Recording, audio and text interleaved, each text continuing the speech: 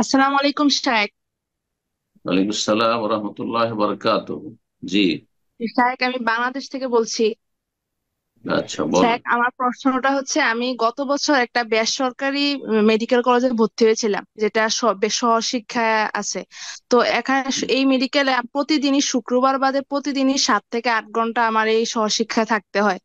এবং আগে এই মেডিকেলে ভর্তি হওয়ার আগে জানতাম না আসলে যে সহশিক্ষা হারাম। এখন ভর্তি হওয়ার পরে আপনার বিভিন্ন লেকচার এবং অন্যান্য সালাফি শাইখ থেকে জানতে পারছি যে সহশিক্ষা হারাম।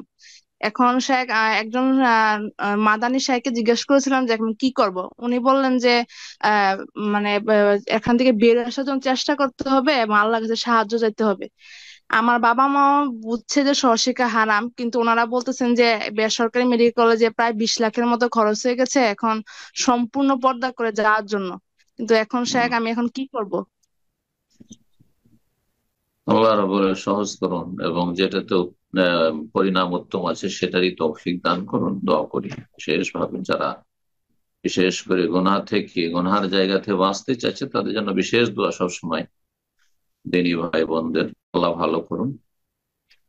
আমার পরামর্শ হচ্ছে যে এমনি হুকুম হচ্ছে যে সহশিক্ষা জায়েজ নয়, কারণ সেখানে লাভের চাইতে ফিতনা, ফাসাদ, বিশৃঙ্খলা, অশান্তি, নোংরামি বেশি।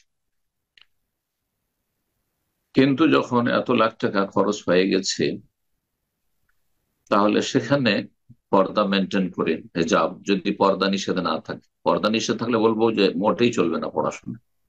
যদি সেখানে বোরখা এলাও থাকে, পর্দা মেনটেন করে সেখানে যাওয়া সম্ভব হয়, তারপরে ফাত্তাকুল্লাহ মাস্তাতাতুম, আল্লাহ সূরা তাকাবুর, যথাসাধ্য আল্লাহকে ভয় করো। তো পুরুষদের কাছাকাছি না বসে, যদি একই ক্লাসের সময় বসতে হয় তো মেয়েদের মাঝে বসবেন, সামনের দিকে না বসে এক সাইডে, পিছনে সাইডে অথবা পিছনে বসবেন, যেখানে মেয়েরা আছে, অন্যান্য মেয়েরা আছে। অনেক মেয়েরা আছে বেহায় ব্যাপারটা, ওরা থাকবে দিকে, ছেলেদের কাছাকাছি বসবো, কিন্তু আপনি যথাসাধ্য দূরে বসবেন।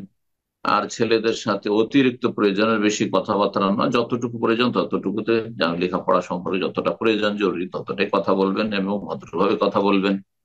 এমন কোনো কথা বলবেন না, বলার সুযোগ দেবেন না, না বললে সুযোগও পাবেন।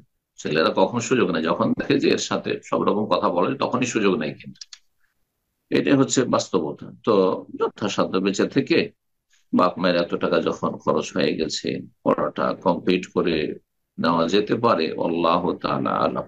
আল্লাহ সহজ করুন। এবং সবসময় জিকির আজকার নিজেকে ব্যস্ত রাখবেন। যখন লেখাপড়া নেই, সেখানে যাচ্ছেন, যাওয়ার পথে, আসার পথে, সেখানে অবস্থানকালে আল্লাহর জিকির আজকার করবেন, তওবা ইস্তেগফার করতে থাকলে আল্লাহ রাব্বুল আলামিন হেফাজত করবেন ইনশাআল্লাহ। জি। বারাকাল্লাহ।